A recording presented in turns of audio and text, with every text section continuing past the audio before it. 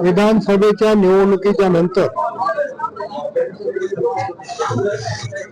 माझा जेव्हा विजय झाला, दुसऱ्या दिवशी राष्ट्रवादी काँग्रेस पक्षाची बैठक असल्यामुळे मला मुंबईला जावं लागलं. त्यामुळे मतदारसंघामधल्या सगळ्यांना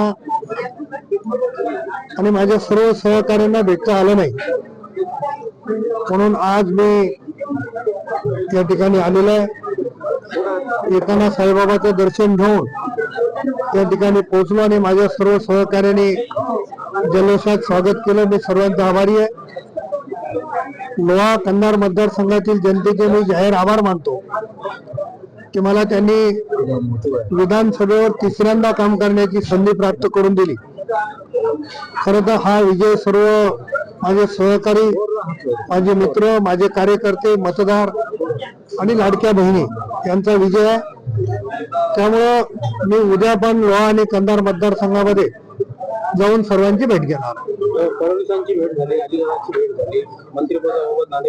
असं आहे की अजितदादांनी बैठक बोलवलेली होती राष्ट्रवादी काँग्रेसची, आणि मी आता राष्ट्रवादी काँग्रेसचा सदस्य असल्या कारणाने त्या बैठकीला उपस्थित होतो.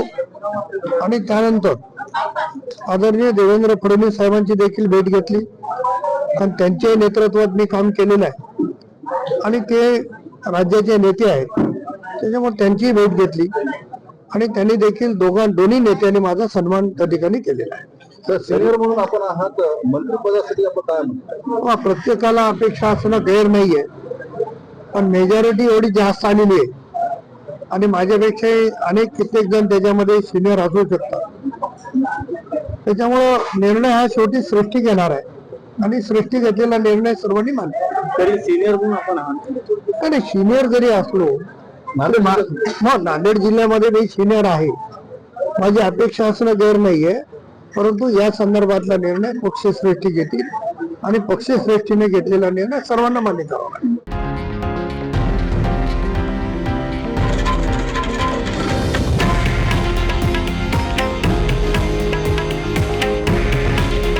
हे आहे देशातील नंबर 1 न्यूज नेटवर्क आणि आपण पाहत आहात TV9 मराठी. काळजी तुमची, हित महाराष्ट्राचं.